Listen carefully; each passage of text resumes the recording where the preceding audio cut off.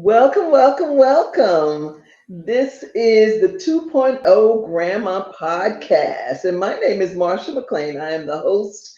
I am also the CEO and founder of Grandma's 2.0.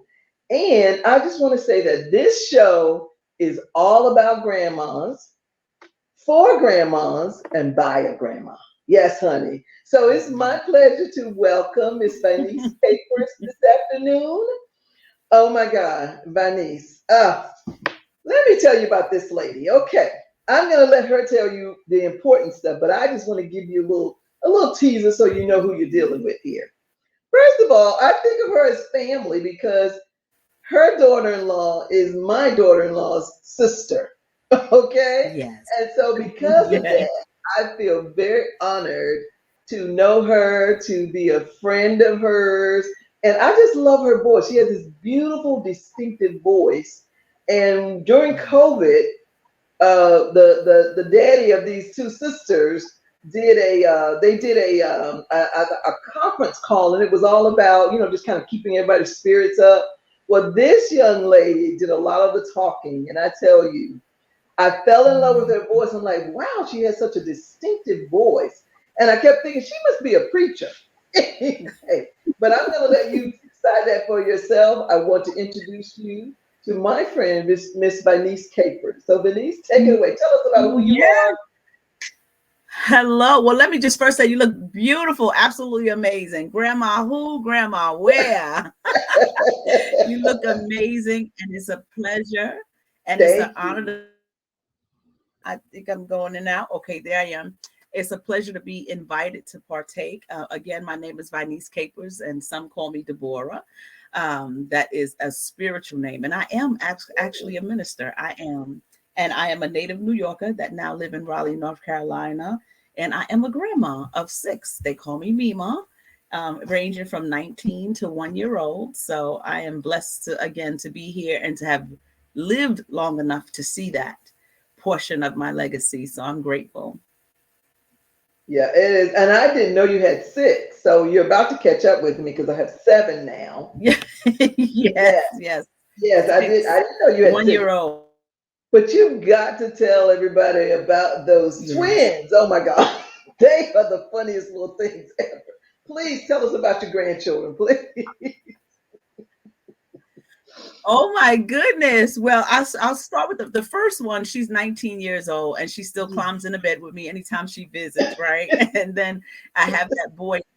And then I have a 5-year-old little, oh, she tells me her birthday is coming every month. Meanwhile, she's counting down. I'll be five. I'll be five. You go to my party. But those twins, so my mother, bless her soul, was a twin. And she lost Oh, her twin when she was three. Yes, my mother was a twin. oh And my so God. when Chantel, yes, Chantel, who's my daughter in love, and Kai Sean, who's my son, had twins, they told us they were pregnant with twins. All I could imagine is heaven exploding with joy, Mm, because my mother had this, she had this infatuated with twins because she lost her brother so early in their life. mm, And so, of course, there's a girl and a boy, and the little mhm. girl is feisty and dramatic, and they can't imagine where she gets that Yes. from. Right, right, right. Feisty and dramatic, and the little boy, he's just rough and tumbler. His dad is a football player, now a football Mhm. coach, and he came out acting like a football. Day one, right? Yes. Yes, and they're just such a they're a blessing. And then you have the little one, the 1 year old. He just mean mugs everybody. Just Right. To me, I always tell him, I said, the little old man. He acts like little old man. Because especially compared to those two, those other yeah, two, they are funny. Yeah. yeah. They full of personality and full of joy. And I definitely need to make sure that my back is in place when they come to visit. Yes. Yes, honey. We were, we talk a lot about, Grandma's 2.0, we talk a lot about physical health. And the Yes, physical health part is making sure you're physically fit for your grandchildren, okay? yes, yes, yes. Please, please do your Thank you. exercises, do your Pilates, do something because Yes. they're going to challenge you. They're going to let you know that your needs are not where they used to be. And you better get it together, Grandma, because we need you to be on the floor. We need you to, if we want to play basketball or football, you got to hike. And oh my God, yeah. got to do all that. The twin Anaya is her name. Mima, let's dance. Mima, let's dance. Mima. Right. So she wants to dance and she wants to flip and I'm like, oh Lord, have mercy.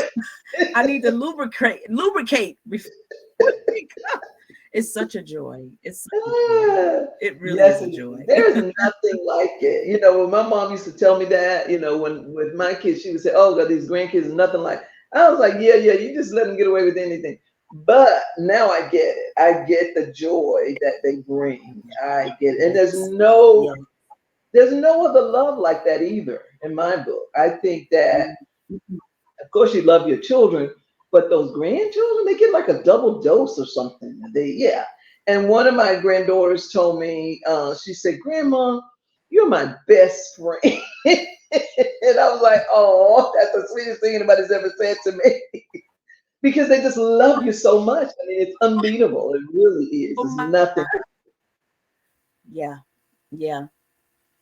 Nothing like it. I think they have an appreciation for you. And I share this with my older grandchildren because I have teenage grandchildren. And I share this with my older children when they call me about their parents, which is so cute. I think it's so cute because now I would lick my tongue at my son like, somebody feel the same way about you. Right.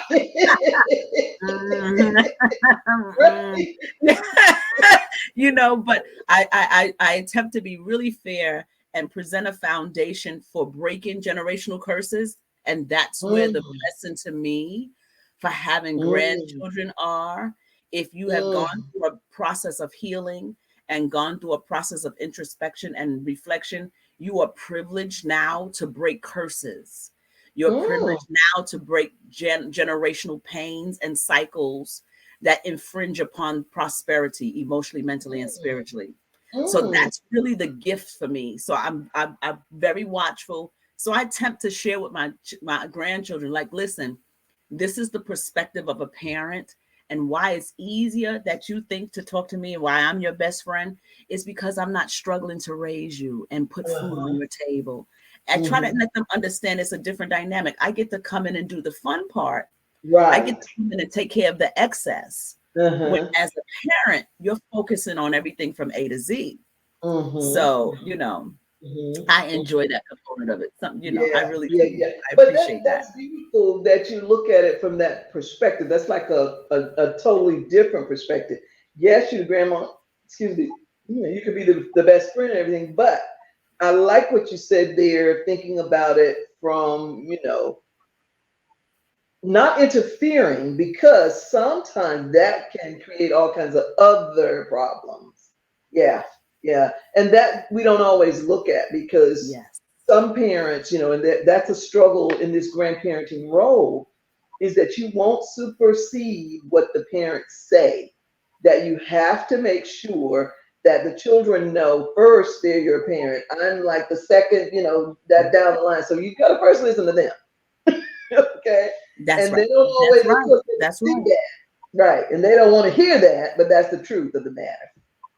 Yeah, you cannot interfere. Well, a lot of times, yes, I think a lot of times as grandparents, sometimes we could be a little selfish, and we could fail to remember the pangs of raising children day to day. And we just want to be their best friend. I want you to like me, so I'm gonna be a little selfish, and here's the cake. I'm not considering the dental bill. I'm not considering the behavior of eating habits that I'm instilling. I'm not considering the things. I'm forcing my children, who I say I love, to fight a battle that I'm creating because I'm resisting you. And I'm not on the same, I'm not getting permission, because I'm your mother. No, we have to break that. Yes. And now we shift that relationship. Tell me how you'd like me to approach this scenario. I'm going to infuse my wisdom and I'm going to infuse my experience, but I'm not going to override you. Yes. At the end of the day, if I say I love you, I don't make your life harder. Yep. And that is so critical, because like you say, it really helps. It empowers the parent, which is what it should. And it also puts you have to have a good place with them, because if you're not in a good place with them, they could just pull the rug out from under you. You can't even see your grandchildren. So you better Right. know that makes a difference. Look, I threatened mine. I said, listen, I'll find grandparents' rights. Don't you take Right. Exactly. I will find grandparents. I will go to Don't the play that Lord. with me. But it is respectful. And that is the one thing I think that is a difference than I know with mine when I was the parent and my, mother she would always try to pull rank on me, even with my children. And I'm like, hello, you can't do that. These are my Yeah. children. So Yeah. yeah, I think that's another way that today's grandparents or grandmas are different from grandmas of the past. Because Yes. in the past, they would just pull Yes. rank on you in a minute, honey. And then you better sit your butt down I'm your and know mama. that they're in charge. Exactly. And that's not right, big mama. Stop it. Right. Stop it. Big mama, we love you, but you're gonna Right. have to cut that out. Exactly. Yeah. You're gonna have to shift, big mama, shift. Yes, yes, yes. Because Big Mama thinks she knows everything about everything. So, but anyway, About yeah, that's so funny. That's so funny. But now let's kind of redirect a little bit. Let's talk about some of the things that you're doing because as a grandma, it's so important that you be a role model, leave a legacy, all of that. And so I want to hear, and I love to hear what grandmas are doing. I call them grandma gems. What are the things that you're doing that you can leave a legacy that will make an impact on future generations? Oh my goodness, I love that question. I became a grandma really early because I was a mom really early. And when my granddaughter, when I knew I was having a grandchild, I didn't know I was having a granddaughter. It was upon the precipice of me writing my first book, which is a memoir, Coming Out of the Darkness, There's Hope After the Hurt. And if you can tell by the title, it was a catapult into my journey of very necessary healing. And Mm, so while I was still in my 30s, I made a decision to become Big Mama on purpose. I made mm, it my decision to become someone that she could be proud of and to become someone that she can come to and glean from so that she mhm, didn't have to create the mhm, pain patterns that I've had in my life. mm, Oftentimes we find that what I see as observant as I am, I still dance with my granddaughter. We have a good time. They know I love to hit the dance floor, but there's some things that she won't for the sake of, even though I might be able to still do it, but she won't catch me doing it for the sake of being sure that she understands that that's not something she needs to replicate. right. So I may shift, right? So it's still sacrificial, even Mhm, though I'm grandma and I'm the second line of defense for her world or for their mhm, world. There's mhm, still a sacrificial component in it. So I'm willing to sacrifice still some of my own desires, maybe not to the point where it's delaying happiness, but I may still be able to hit the floor, but I'm not going to mhm. hit the floor in front of her Right, right, right. because of where they take that in society nowadays. Mhm, I mhm, want to show her something different. So I'm gonna maintain that elegance and class, the essence of mhm, who we are in her presence, so she can mimic that mhm. instead. Mm. Yeah, grandma's not gonna be out there. What is it? What do they call dropping it like it's hot? Yeah, and twerking, Right, and really like, come smoking, and then on. you think, oh yeah, grandma can do it, so then it must be good. I can do that too. And there's a way to do everything, right? There's a way Yes. to do something. So I became more, again, I was a young grandmother, but I became more conscientious of, and I have conversations with her so that my good won't be spoken upon as evil. So she understand, Mhm, hey, I'm mhm. dating, but this is the boundaries for my dating. Yes, yes, yes, yes, yes, yes. So I love I looked at the titles of the what I like to refer to as this academic term, the body of work, your body of work. And I love that one about coming out of the darkness, there's hope after the hurt. And I want you to share a little bit about that. But I also love the one